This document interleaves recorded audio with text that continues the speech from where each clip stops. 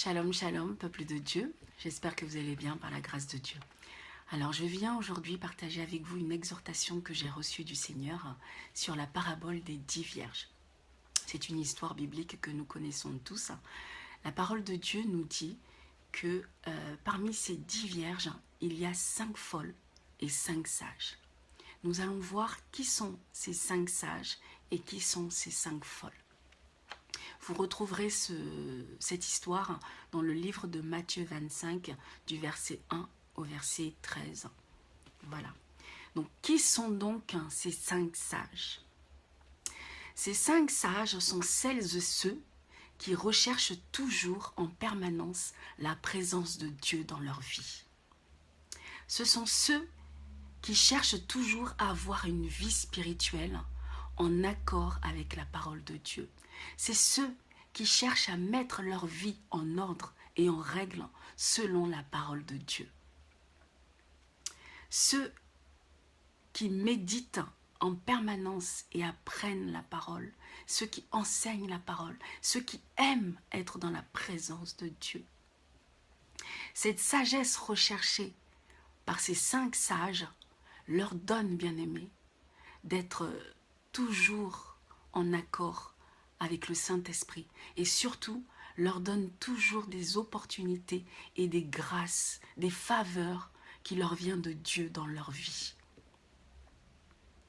Ces 5 sages, bien-aimés, elles sont vertueuses, elles sont engagées, elles sont bâtisseuses, elles sont investies dans leur vie personnelle, dans leur vie professionnelle, au sein du ministère, au sein d'une œuvre, mais aussi surtout au sein d'une église. Elles cherchent toujours le chemin de l'église. Elles cherchent toujours à prier, à intercéder en faveur des autres.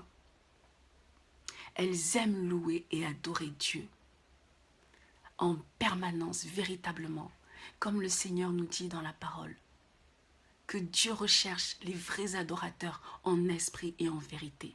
Ces 5 sages louent, adorent véritablement Dieu en esprit et en vérité.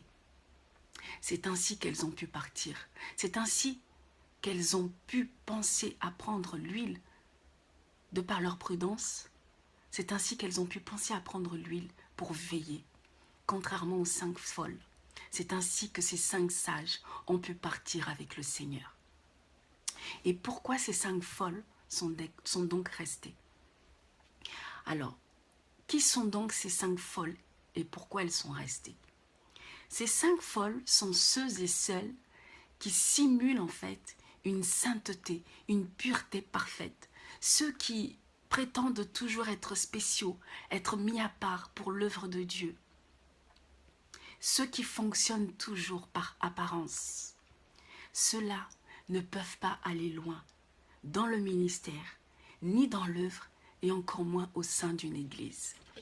Pourquoi, bien-aimés?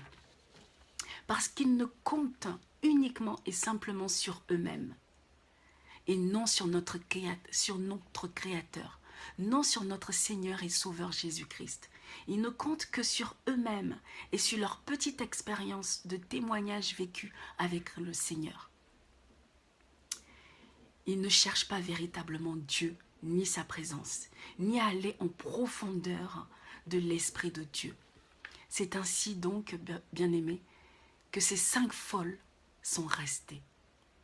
C'est ainsi, bien-aimés, que ces 5 folles ont trouvé la porte fermée lorsque Jésus était revenu.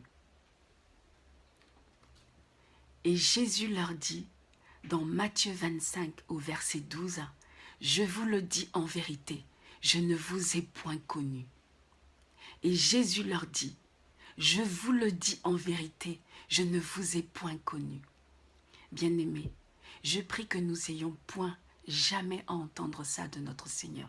C'est pourquoi aujourd'hui je vous exhorte, je nous exhorte, bien-aimés, à veiller, à toujours demeurer et être comme ces 5 sages, en attendant le retour de notre Seigneur, car il est à la porte, puisque la nuit est avancée.